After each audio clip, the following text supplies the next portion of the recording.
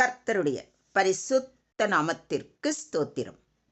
இன்றைய நாளின் தியானத்திற்கென்று தெரிந்து கொள்ளப்பட்ட வேத வசனம் யோவேல் தீர்க்கதரிசியின் புத்தகம் 2ஆம் அதிகாரம் 21ஆம் வசனம். யோவேல் 2:21. தேசமே பயப்படாதே, மகிழ்ந்து களிகூரு, கர்த்தர் பெரிய காரியங்களை செய்வார். Fear not, O land, be glad and rejoice, for the Lord has done marvelous things. நிலமே, நீ அஞ்சாதே, மகிழ்ந்து களிகூரு, ஏனெனில் ஆண்டவர் பெரிய காரியங்களை செய்தார். ஆமென். இன்றைய தியான வசனம் யோவேல் தீர்க்கதரிசி மூலம் வரும் ஒரு ஆறுதலான வார்த்தை ஆகும். யூத ஜனங்கள் பல்லாயிரம் பதட்டங்களை, துன்பங்களை, அழிவுகளை சந்தித்த வேளையில் தேவன் அவர்களுக்கு வழங்கும் மகிழ்ச்சி மற்றும் நம்பிக்கையின் அழைப்பு இது. யோவேல் 2ஆம் அதிகாரம் முதல் பகுதி இஸ்ரவேலுக்கு வந்த எதிர்ப்புகளையும் பட்டினியையும் நீதி தீர்ப்புகளையும் விவரிக்கிறது. தேவனுடைய நீதி தீர்ப்பு அவர்களின் பாவங்களுக்கு எதிரானதாக இருந்தது. ஆனால் அவர்கள் மனம் திரும்பிய போது தேவன் கருணை காட்டினார் மற்றும் மீட்பு வழங்கும் உறுதிமொழியை அளித்தார்.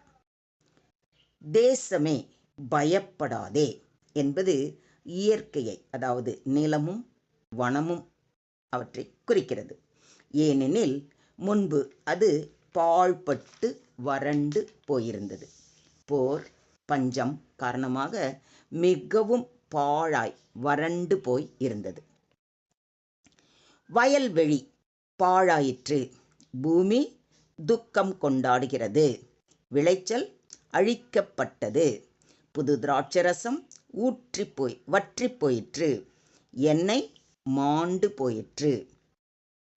பயிரிடும் குடிகளே வெட்கப்படுங்கள், கோதுமையும் வார்கோதுமையும் இல்லாமல் போயிற்று. திராட்சை தோட்டக்காரரே அலறுங்கள், வயல்வெளியின் அறுப்பு அழிந்து போயிற்று என்று யோவேல் 1 அதிகாரத்தில் வாசிக்கிறோம். ஆகையால் இப்பொழுது தேவன் புது ஆசீர்வாதங்களை தரப்போகிறார் என்பதால் நிலத்துக்கே இந்த ஆறுதலான வார்த்தை. Fear not, O land என்று ஆங்கிலத்திலும், நிலமே நீ அஞ்சாதே என்று பொது மொழிபெயர்ப்பிலும் வாசிக்கிறோம். மகிழ்ந்து களிகூரு, இது இனி ஆசீர்வாதங்களும் விளைவுகளும் வளமும் திரும்ப பெறப்படும் என்பதற்கான உறுதியான நம்பிக்கை வார்த்தை. சீயோன் குமாரரே, உங்கள் தேவனாகிய கர்த்தருக்குள் மகிழ்ந்து களிகூருங்கள். அவர் தக்கபடி உங்களுக்கு முன்மாரியை கொடுத்து, உங்களுக்கு முன்மாரியையும் பின்மாரியையும் ஏற்கனவே வருஷிக்க பண்ணுவார். களங்கள் தானியத்தினால் நிரம்பும், ஆலைகளில் திராட்சை ரசமும் எண்ணெயும் வழிந்தோடும் என்று தேவன் உறுதி அளிக்கிறார். கர்த்தர் பெரிய காரியங்களை செய்வார். இது ஒரு உறுதி சொல். தேவன் தனது மக்களுக்கு அற்புதமான வியத்தகு காரியங்களை செய்ய போகிறார். இதன் பொருள், பஞ்சம் நீங்கும், வளம் மீண்டும் வரும், மக்கள் மகிழ்வார்கள், பண்டைய துன்பங்கள் மறக்கப்படும். இது இறைவனின் இரக்கம், மீட்பு மற்றும் மீள்பிறப்பின் குறியீடாக இருக்கிறது. நான் உங்களிடத்தில் அனுப்பின என் பெரிய சேனையாகிய வெட்டுக்கிளிகளும் பச்சை கிளிகளும் முசுக்கட்டை பூச்சிகளும் பச்சை புழுக்களும் பட்சித்த வருஷங்களின் விளைவை உங்களுக்கு திரும்ப அளிப்பேன். நீங்கள் சம்பூர்ணமாக சாப்பிட்டு திருப்தியடைந்து உங்களை அதிசயமாய் நடத்தி வந்த உங்கள் தேவனாகிய கர்த்தருடைய நாமத்தை துதிப்பீர்கள். என் ஜனங்கள் ஒருபோதும் வெட்கப்பட்டு போவதில்லை என்று நம்முடைய தேவாதி தேவன் வாக்களிப்பதை யோவேல் தீர்க்கதரிசியின் புத்தகம் 2ஆம் அதிகாரம் 25 மற்றும் 26 வசனங்களில் வாசிக்கிறோம்.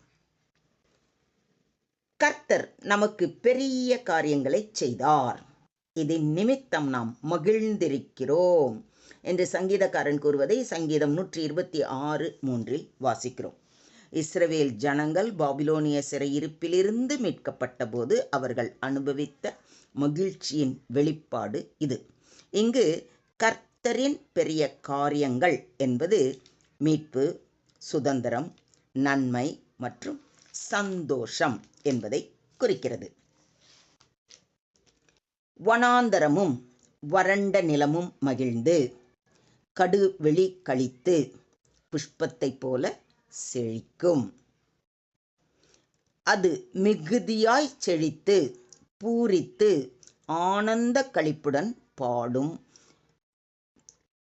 லீபனோனின் மகிமையும் கர்மேல், சாரோன் என்பவைகளின் அலங்காரமும் அதற்கு அளிக்கப்படும். அவர்கள் கர்த்தருடைய மகிமையையும் நமது தேவனுடைய மகத்துவத்தையும் காண்பார்கள் என்று ஏசாயா தீர்க்கதரிசி கூறுவது ஏசாயா 35 வாசிக்கிறோம். வறண்டு போன நிலங்கள் கூட தேவனுடைய ஆசீர்வாதத்தால் செழிப்படையும். இதை விசுவாசிக்கிறீங்களா?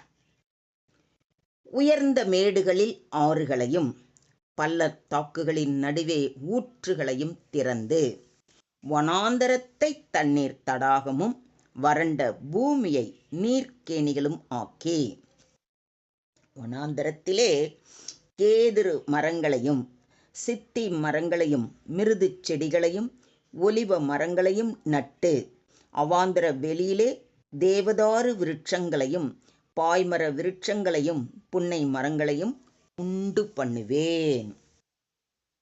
கர்த்தருடைய கரம் அதை செய்தது என்றும் இஸ்ரவேலின் பரிசுத்தர் அதை படைத்தார் என்றும் யாவரும் கண்டு உணர்ந்து சிந்தித்து அறிவார்கள் என்று கூறுவதை ஏசாயா தீர்க்கதரிசியின் புத்தகம் 41 வாசிக்கிறோம்.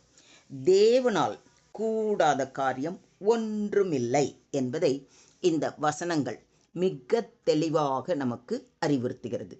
தேவன் சொல்ல ஆகும், அவர் கட்டளையிட நிற்கும். இயற்கையின் மீள்பிறப்பை தேவன் ஏற்படுத்தி நம்பிக்கையற்றவர்களுக்கும் கூட இது கர்த்தரின் கைப்பணி என்று தெளிவாக தெரியும்படி செய்வார்.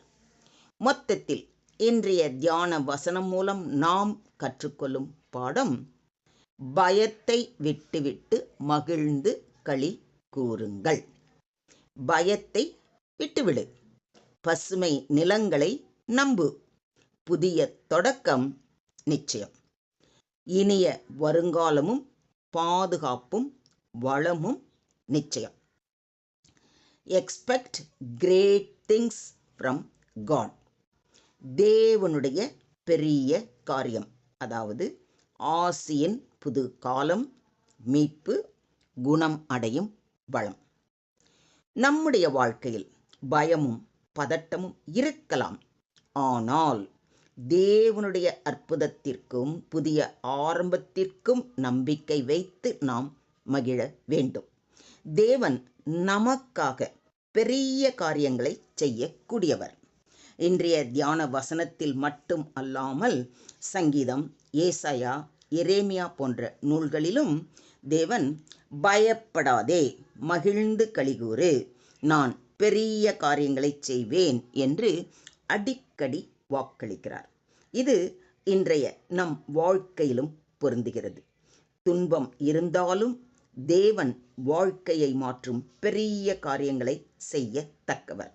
நம் பயங்களை விட்டு தேவனில் மகிழ்வோடும் நம்பிக்கையோடும் வாழ்ந்தே ஆக வேண்டும். பயத்தை விடுங்கள், தேவன் இருக்கிறார் என்ற நம்பிக்கை போதும். மகிழ்ச்சி கொண்டிருங்கள், உங்கள் வாழ்வில் தேவன் இன்னும் செயல்படுகிறார்.